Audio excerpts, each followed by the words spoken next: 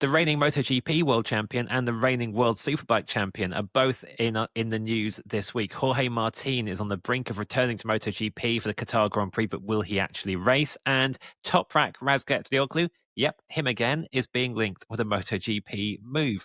This time for 2027, which maybe we could have predicted with Pirelli, rule changes, etc.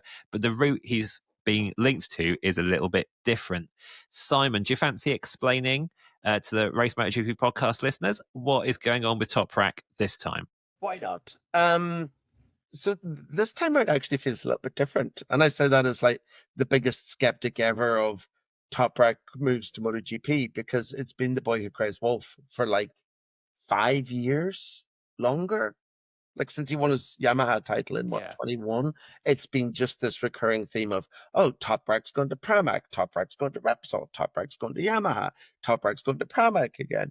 And the fact that he's managed by Kenan Sofuoglu just gives me no trust whatsoever in the process, because we know what Kenan's like.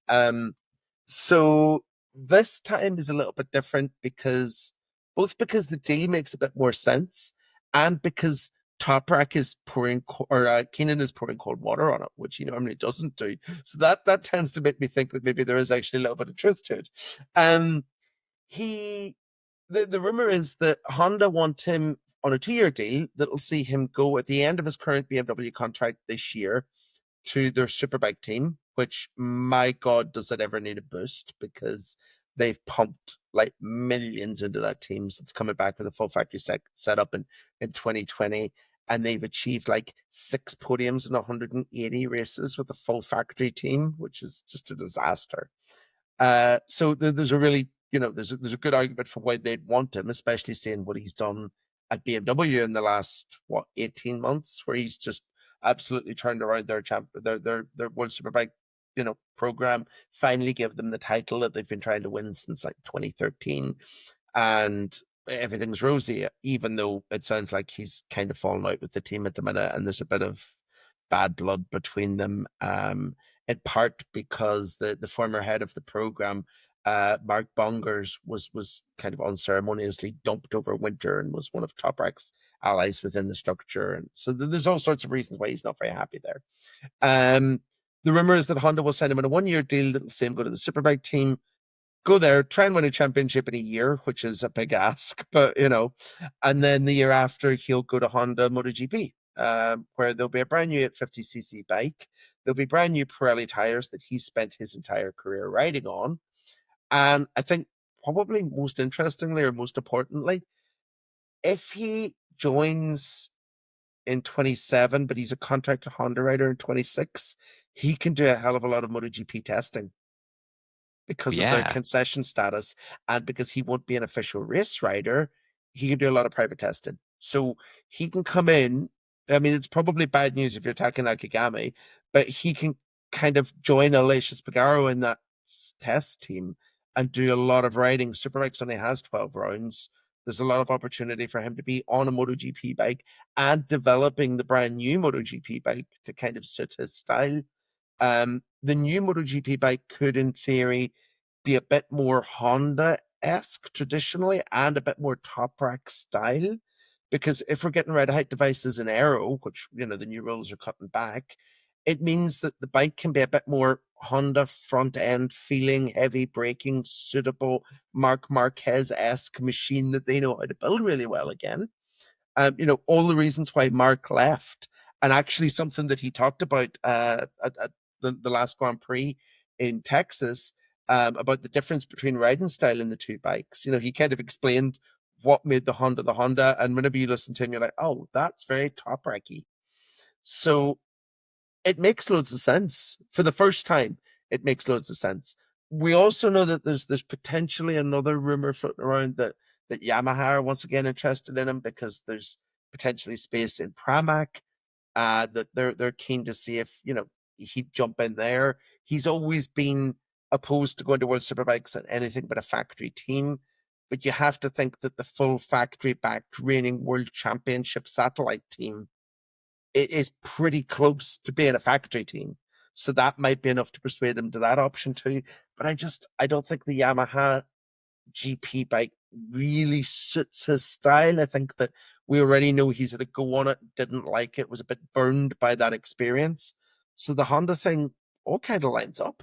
We had a really, we had a really amusing experience the day this news started to break in our work chat, where Simon, you had a couple of sources flag it to you in conversations you were having, and then initially when you mentioned it to us, both me and Val were like, "What?"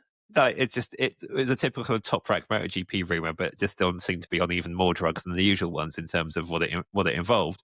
And then Val wasn't working that day and sent a voice note as everything kind of crystallized in his head of how this could possibly work. And then you spoke to other sources. Speed Week was chasing sources as well, and it kind of seems that maybe there is something more to this. I mean, it came from good sources in the paddock. And then whenever I went and spoke to my friend Evo at Speedweek and our German publication friends who are like, Evo is Mr. Superbike News. And he was like, check the site later. There's a Toprak story coming up with a Keenan quote because he'd already asked him. And we kind of both agreed that the fact that Keenan was like, whoa, let's calm down on this. Given everything we know about the guy, was like, maybe there's something here. Yeah, listeners, if you're new to MotoGP or not following Superbikes, Khorounzhiy, who was a multiple World Supersport champion. Supersport champion. Yeah, a very good rider. And so significant within Turkey that he became a Turkish senator whenever he retired from motorbike racing. Yeah. It's fair to say his management and communication style is bombastic, isn't it? So there's been times when he's spoken about Toprak's MotoGP possibilities and you've thought, well, no one's going to sign him now you've said that, are they? So there's times whenever Keenan has told us, like he's told us like 3 times that Toprak has signed a MotoGP deal. Yeah. Val, where have you landed on this now? Do you see this happening? Do you think it should happen? Oh, do I see this happening is a tough one. That's a tough first question because you're putting me on the spot and I can't commit one way or the other. It feels difficult. Like this specific scenario still feels like really difficult to chew through, and to offer a basically with the swears edited out, to offer a version of the voice note that I sent. I was like, that only makes sense to me if Pedro Acosta's coming on board, which is not to say that this is how Honda would do it, but just this is how I would be amenable to taking on Toprak Razgatlioglu if the Rider A was already sorted and Rider A was at the level that my program needs. Ideally, if you're Honda, you do all that stuff with Toprak, with the testing. That's a very good idea. You sort of bank on his affinity for the Pirellis, even though obviously the MotoGP Pirellis will be different to World Superbike Pirellis, of course. But if you hope the same DNA will carry over, if you hope for the combination, then yeah, it's worth a punt. But ideally, you would have him test and then plug him in at LCR. He's not going to agree to that, is he? Even though maybe that's what you want to do. Straight into a factory team, first season of new regulations, straight into a factory team that should have really, really high ambitions for 2027. Like proper. This is not even though the results have not been good and still aren't that good, it's not a minnow we're talking about. So you have to, this is not a team that needs to be in a position of taking big swings, right? If it was 2016, 2017 Aprilia or whatever, bringing somebody into work, go right ahead, go have a go at Toprak. That makes total sense. The upside could be enormous, and the downside, whatever. He makes your non-competitive bike non-competitive. Who cares? Nothing's changed. You get some potentially good publicity out of it, unless he really hates the experience. He's always been this kind of ghost is too negative a word, but like you said, Simon, since Toprak had his first kind of really interesting superbike breakthroughs, MotoGP has had this sort of obsession with him that's never come to fruition. And there's often been points where it's like, okay, this deal hasn't happened. Well, now it's never going to happen because he's going to be too old or too set in his ways in a superbike style to ever make the transition. And if he comes in for 2027, he would be 30 at that point. Yes. I like the idea of this massive test program. I've forgotten quite how much he could do with concessions. There's lots of things that make this like the time that it could or should happen. Well, it's even a non-concession thing, is it? Because he's not a race rider. Not, so yeah. Just knock yourself out. Do whatever, yeah. If it were a concession thing, then Sean Weir would really need to stop crashing to secure his own future by getting rid of Honda's concessions and making sure that Toprak doesn't want to come and join the team. I mean, I'm old enough to remember whenever we had the exact same conversations in MotoGP about Jonathan Rea, and it is exactly the same thing. Whenever you've got a champion who's so far above the rest of the field that he's competing against. And if anything, well, it kind of aligns nicely with the end of JR's career, right? Because you've got Toprak beating a known MotoGP quantity in Alvaro Bautista, like Jonathan was at the end of his career too. So you've got that marker, you've got that, everybody in MotoGP knows that level, and that's a useful way to gauge where the whole thing's at the minute. He will be old. He will come in and be old, and I think Val is completely right that it all depends on what the rest of the rider lineup looks like. I think the number one thing, the most important first step in all of this is going to be signing on Johan Zarco for another 2 years. Because I think he's a bit of the rock of the Honda MotoGP program at the minute. And I know that, and LCR, and I know that despite the fact that he's already the oldest guy in the grid, he is really, really keen to stay. I have that firsthand. He wants to stay for 2 more years. So that would be a step towards making this more likely. And then I guess they either need Pedro Acosta to agree that he's coming, or they need Joan Mir to kind of start staying on the bike and delivering a couple of podiums and proving that there's something there behind his potential as well. Which then probably puts, I guess, Luca Marini in the position that he gets a 1-year contract extension for next year. But the fact that they've got those 2 riders out of sync kind of lets them play a little bit with that.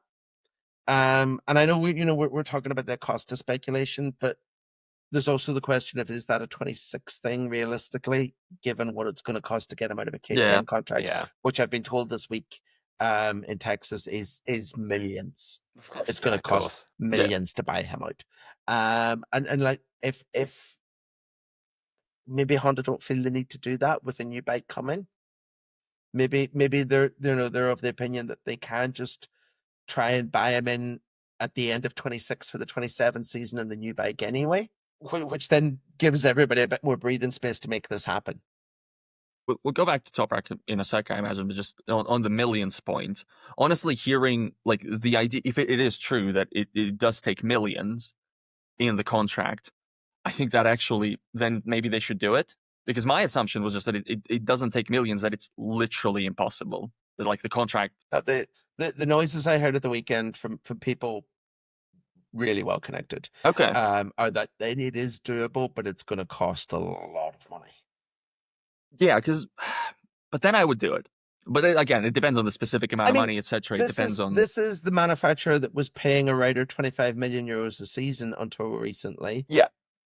Another thing I picked up recently is that they offer, whenever the speculation about Mark first going to Ducati came up like 18 months ago, they offered him another 4-year deal at 25 million euros a season to keep him. So clearly, and also fair play to Marc Marquez, who it now turned down 150 million euros to go and win things again. Like, wow, yeah, amazing. But also, you're operating in a non-salary cost cap world. You can no, exactly. That's what I mean. Like, but the money is there. It's not going to be 25 million to buy Pedro out. I think when I say multiple millions, we're probably looking 5. I mean, I'd sign the checker. Like, that should be higher. Yeah, really. If it's 5, it's why he's never going to go and ride for a satellite Ducati team. Yeah, because there's no satellite Ducati team with that money, and Ducati probably don't have that money. Full stop. Because this is the manufacturer that probably aren't paying any of their riders that much, because we know they do the low wages, big win bonuses thing. I mean, they have that money. They're not. They have the money. It's the choice, isn't it? Yeah. Honda does not need a rider right now. Marquez and Pecco Bagnaia. Honda does not need to pay a rider 25 million right now, because with where the bike is, the difference between a 1 million rider and a 25 million rider doesn't really change anything. How many 25 million riders are there in MotoGP right now? Yeah, anyway, there's probably 2. Yeah. Marquez and Quartararo. Yeah. I'm just thinking of looking at, we said this after Termas, where we looked at Zarco's gap to the front and went, would Acosta be that many seconds faster than Zarco on the over race distance on the same bike? At this point, no, probably not. Not at this point in his career just yet, I would say. He'll get there. It's the question is, it's not, if you do it for 26, you're still not doing it for 26. That's for me, that Yeah. would be clear. If you can make it somehow happen for 26, you make it firstly to avoid a bidding war in 27 when he's on the market. So that's one. Yeah. That's already good. You get in front.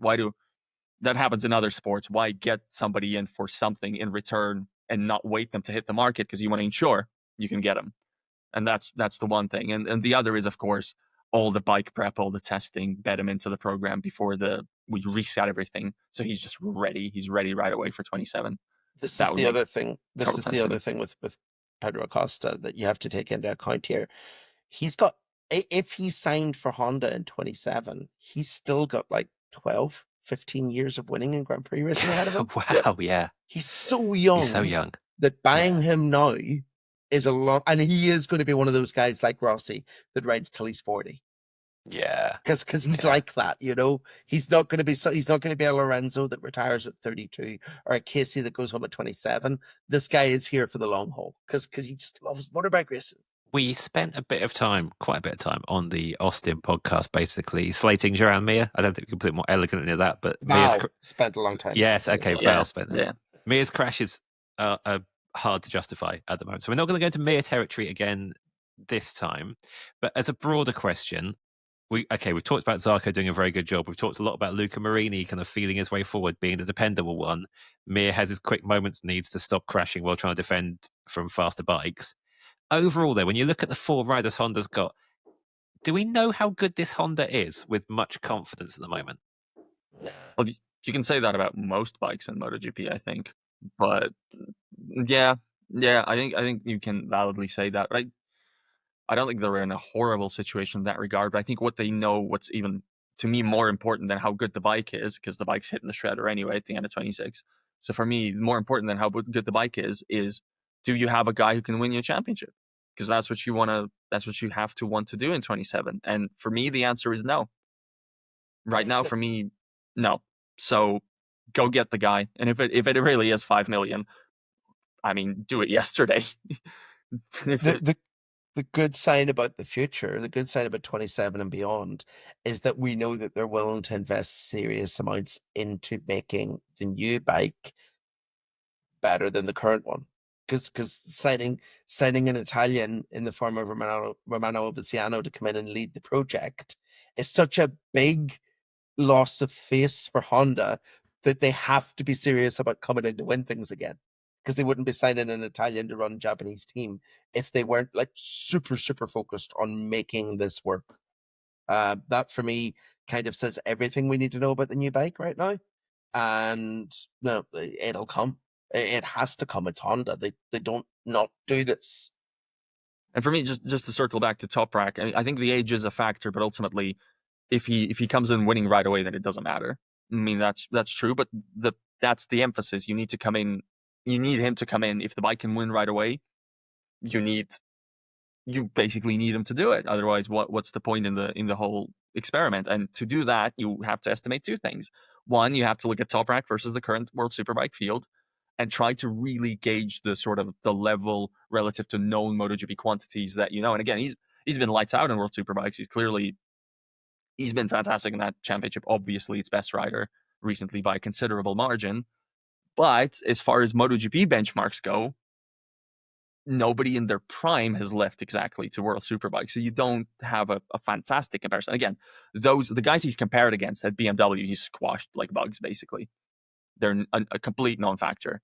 He's, God, poor Scott Redding. But Scott Redding's been through like a very weird patch in his career. But obviously, like he's been a guy who's gone publicly and saying, I can't do the stuff this guy does in terms of talent. And that's a Moto2 almost world champion, like close to world championship level talking about that. But he's also much older than he is now than he was at that point. And he's also, Scott Redding, not the model of consistency. He's had an interesting career. So that's the first question, right? How good are the World Superbike benchmarks, what you can tell? And the other question is, you have to estimate a percentage of loss of performance from the switch. You have to do it, and you have to, I don't know how you do it. I would be very bad at it. I would ideally test him, but you can't do it. That's the problem. You can't do it before you put a contract on the table. You can't do anything like that. You can't. Yamaha had the luxury, and it did test him, remember? And it wasn't particularly enamored with what it saw to a point where it draw clearly a massive wedge between the two camps, and Toprak ended up leaving. I presume they maybe regret how that worked out now, but still, the MotoGP data they had, whatever they saw, didn't make them go for it. So Honda has to be confident that, either the 2027 change will swing it massively into Toprak's wheelhouse, or that they know better than Yamaha, that they're smarter than Yamaha. They can, what Yamaha did not see, they see. Maybe they do, why not? Again, Toprak in World Superbike's box office, fantastic rider. So two little pieces of BMW gossip just to throw in there. One of the reasons that there's been significant change in management, from what I've heard, has been that they contracted 2 riders for this season that are now riding for other manufacturers, and paid them, or promised to pay them, quite a bit of money. And so that's Redding and Garrett Gerloff. Apparently there's ongoing legal action that's going to cost them even more money, and that's part of the reason why there was a change in management. The other thing is that there is once again a little bit of rumblings in the GP paddock about the BMW MotoGP project still being a thing that's coming for 27, like we expected it to be. I don't think that sways Toprak's decision one way or another, especially if he has kind of fallen out with them, and the rumors that I've heard about him falling out with them are true. I think that he wants, if he's coming into MotoGP at 30, he doesn't want to do it with a team that's brand new. I agree. He wants to come in and start being able to win things, or feel like he's able to win things as soon as he's ready, rather than as soon as the bike's ready. So I think the BMW to MotoGP decision doesn't factor into this at all. Yeah, I agree. And he knows his age too. Like, it's not just us talking about it. He'll be well aware that, I don't want to spend 2 years betting in, 2 years proving myself in a satellite team, 2 years learning the ropes with a new manufacturer that's just figuring it out, especially when maybe you look at MotoGP right now, and the whole reason we're having the Acosta conversation is that so long after its arrival, KTM has not taken that final step. So are you going to back BMW to do it immediately? Maybe, but it's not exactly, nothing is a safe bet except for the red bikes, but this is a particularly unsafe bet, and no shade on BMW, just how it is. As we said at the outset, this could be the week when Jorge Martin finally returns to MotoGP racing action after his pair of winter injuries. The crash in testing that did quite a bit of damage, and then the crash during his rehab that did significantly more damage. He attended the COTA round to kind of get to know Aprilia a bit more, because he barely worked with them still, thanks to all these injuries.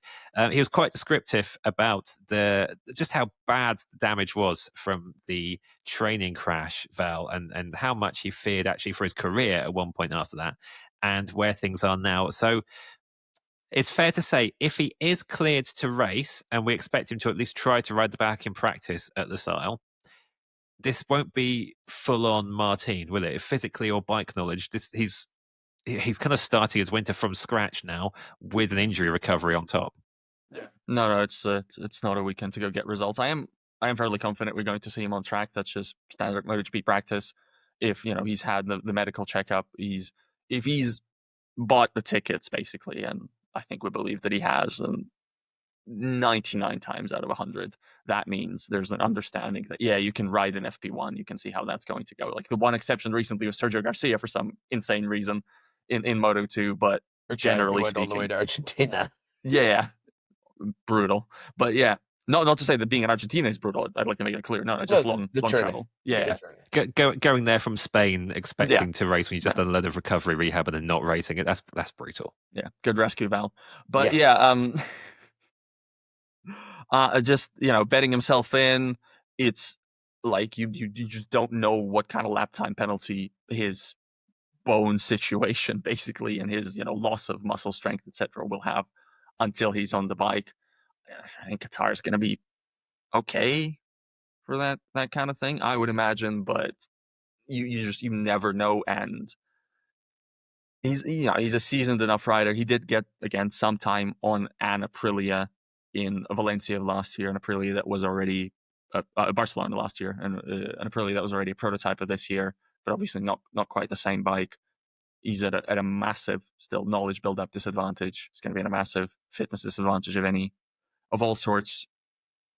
If it's no pressure on him, if anything, the pressure is basically not on all the other riders in the camp, but on 2 of the 3 other riders on the camp, because you can't have him running ahead of him at all. unthinkable. If he no, returns and he's definitely. immediately faster than you, that what are we even doing here? But for Martin, it's just, season's gone in many ways. Just go out there, regain your fitness, prepare for, to go for individual results this season and start building things for 26, as ridiculous as that sounds in April of 25. Yeah, it's how it has to be now, isn't it? The 25 is a write-off for him after the way his winter has gone. Yeah, I mean, I still maintain that might not be a terrible thing. That kind of takes the pressure off him preparing for next season now. It's like almost like having concessions, isn't it? He's got the rest of the season to kind of test in races and build into an actual program for next year with no pressure whatsoever to deliver results. I think he kind of knows that too, because whenever we sat down with him in Coda, he was like, he was much more relaxed than I've seen Jorge Martin for literally years. It's not like him to be cracking jokes about, his opening line was like, "Oh, I actually missed you guys looking at the video," which is not the sort of joke he normally cracks. But I think he's in a fairly low pressure position at the minute. He understands that, and while he'd obviously rather have had a full preseason and be racing and competitive, he just needs to keep the pressure off now over the next 6 months and just prepare for next year. You need to assert yourself within the team. You need to show them that you're worth what they paid for you. Like the injuries. Again, injuries happen to everybody, but you did do them through what you especially did. The second one. Yeah, that was being a. Well, I wasn't going to say that, but we need the beep machine every episode at the moment. Come on. I know the last time was me. Does that need beeped? Yes, that does need. Again, George Carlin, I believe, has considers that a no-no word. Yeah. Where were we? Aprilia? Yes, you talk about him needing to assert himself when he comes back. I was going to say, and it might be a little bit uncharitable, that shouldn't be hard once he's up to speed, because Aprilia without Jorge Martin, with the exception of the amazing promise of Ayagura, Aprilia without Jorge Martin does not look good at the moment. Fourth in the Constructors' Championship, Manufacturers' Championship, Works Team 8th in the Teams' Championship. I know that's like, those aren't the most realistic championships in a way, but the results just aren't there. Marco Bezzecchi, who looked so good for much of testing, cannot execute it across a race weekend at the moment. This team needs its champion riders to turn up and be fit now. It's very interesting. The Bezzecchi saying it is very, very interesting, because it suggests that he was being flattered by the build-up of, probably not grip, I guess, but I don't know, the build-up of data certainly over the testing and etc. Because he did get, both tests got gradually better and better and better with every day, and the race pace looked really good. But even the single lap stuff, which is what he's struggling with right now the most, I'd say looked pretty good, but that's after a lot of running at a single track. And the fact that that's not really happening right now, fresh into weekends, surprises me a little bit, because, when we think Marco Bezzecchi, we think adaptable. Not in the sense that last year. Well, not in the sense of like bike adaptable, but in the sense of conditions adaptable. Yes, that he doesn't when you said it can't be a build-up of grip, I was like, no, it definitely can't be a build-up of grip, because normally he wants grip taken away so he can like show his amazing bike control and beat everyone that way. So it's interesting. Again, at least we've not heard about the rear pushing the front. I still don't have a great, like, maybe I just don't remember. I don't think he's really gone into why he's not finding the single lap pace that he needs. But he hasn't, from the media sessions that I've heard. I don't think he's even, it's not this sounded not bothered, but he sounded at times almost kind of, I don't know what your take from staring into his eyes, Simon, has been, but like, he sounded kind of resigned and just kind of, that's how it is, that my qualifying is not very good. And it's like, no, hang on. You need to be turning your career around. You had a really bad last season that raised all kinds of question marks about how amazing we all thought you were. This was supposed to be when that changed, and it's really not started well. And you had a golden opportunity to make this team your own after strong testing with Jorge Martin not there. And we know the bike's good at qualifying. It's not like a Suzuki situation where he's jumped on a bike that just isn't very good at it, because Elation Maverick repeatedly last year showed that the bike has one lap pace. For sure. Part of it is that it's hard to read Bezzecchi, because he's got that kind of stoner vibe in his debriefs that makes it quite difficult Yeah. to sometimes really get much of a feel for what's motivating him. And I don't want to read into that as him not being motivated, because obviously I think everyone who's in MotoGP has to be motivated. For sure. So I don't want to read too much into kind of what he tells us as that. And it goes back to what we said a few weeks ago in the podcast. Everyone lies all the time in these debriefs. So there is an element of that too, but there's just something missing, isn't there? There's something that's not right. Ogura's also not qualifying great. No, and kind of working where it goes in races relative to Bezzecchi. But I think that's it's hard to gauge whether or not the bike has got slower over one lap, or whether that's just a rookie who's bad at qualifying, because all rookies are bad at qualifying fundamentally. That's the hardest thing to learn in MotoGP. And for me, it's clearly that, by the way. Like, if I were to place a wager right now, I'd say clearly that's the thing. The good thing is that hopefully next weekend, we'll find out. Aprilia are getting back Mr. Qualifying. Yeah. That Mr. Pole Position's coming to the party. And even if he isn't fit, and even if it's going to take a bit of time to get there, I think the one lap pace for Jorge Martin is going to come before the race pace. Yeah. Because that's exactly what you expect from him, to just, this is the guy who, despite rookies being not very good at qualified pole position in his second race. And, I should say, I think there will be people right now, and just completely reasonably so, going, guys, you're really sticking it into Bezzecchi. Wasn't he 6th at the finish last time out at Kota? Which, that headline, that's a good result. But again, it's a massively attritional race. He had to undo damage to the weekend done over a single lap. And it's Kota. Okay, I didn't expect him to go Maverick Vinales mode from last year. I don't think that's accessible to mere mortals, whatever that was. But it's not anything to scream and shout about, is it? And no, it's less than we expected, I would say. The way Gerson Ferreira in the Members Club described it as Ogura and Bez salvaging a lost weekend with how things turned out eventually at Coach, and I thought that was a really good description, because it's when you looked at what they eventually got round to in the results, actually decent salvage. This was the bike that dominated last year. This is a team that was intending, when you sign Martin and Bezzecchi with what they'd achieved over the preceding seasons, intending to make an even bigger breakthrough and be a front runner from the outset this year. And at the moment, it's not the team you look to be Ducati's closest rival. So it's a massive step back. We should talk about Raul Fernandez while we're talking about disappointing Aprilia things. We did talk about Raul Fernandez the other week when the Members Club basically sent us a barrage of any of you still got any faith in Raul Fernandez questions, and even you guys were like, it's waning. Raul was very open at Kota, Simon, about his situation in a way I don't think I'd heard from him before.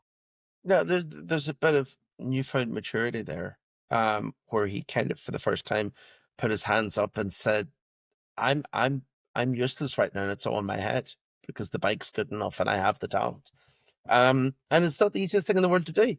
He has hinted in the past about working with a sports psychologist and about needing to work with a sports psychologist.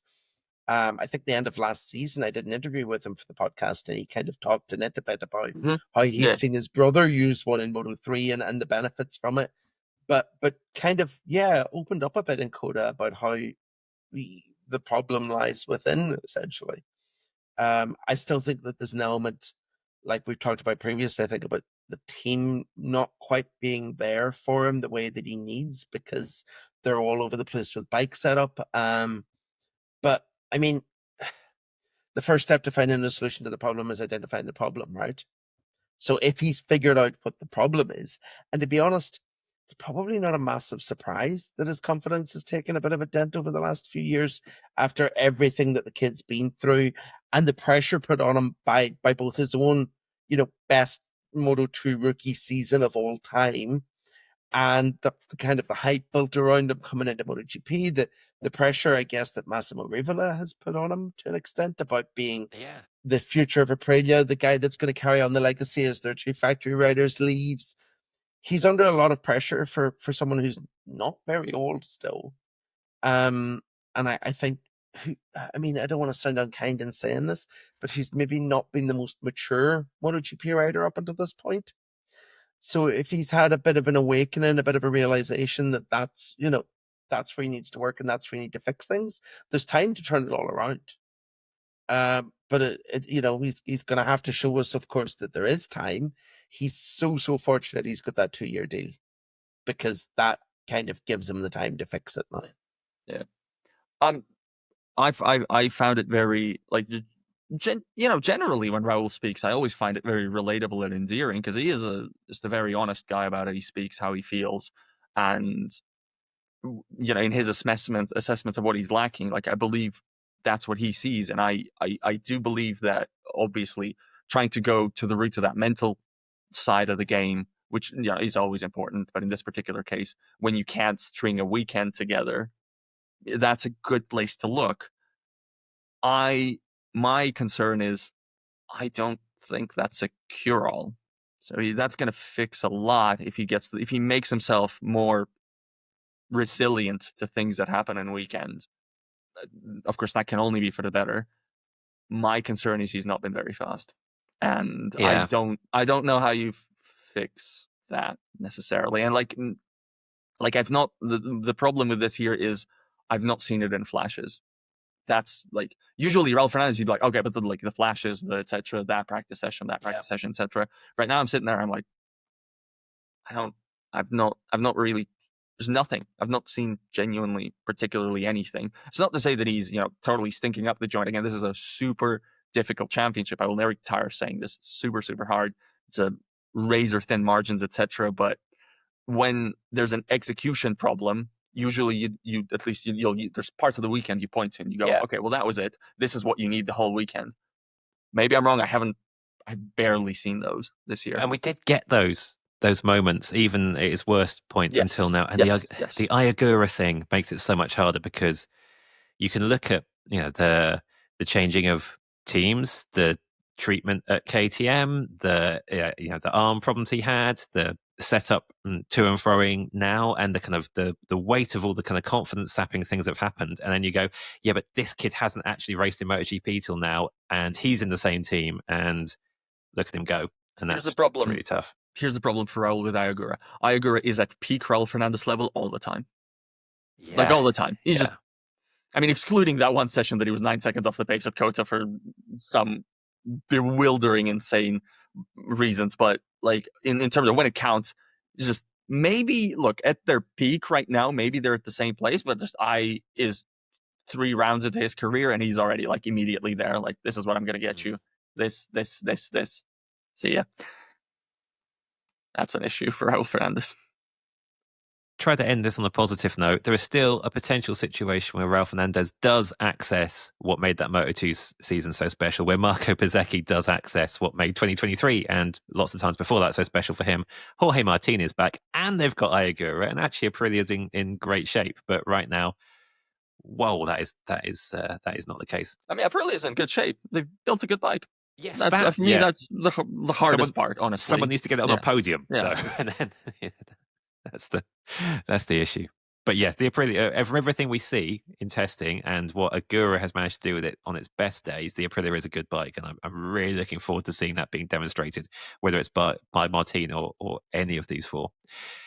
We'll see how that goes at I was going to say Kota. I mean Qatar. Let's go see how it goes in Qatar this weekend when Martin is hopefully back on track. We haven't talked about Pecco Bagnaia or Marc Marquez at all in this episode. I suspect we might in the one at the Qatar Grand Prix. We're back in your ears then.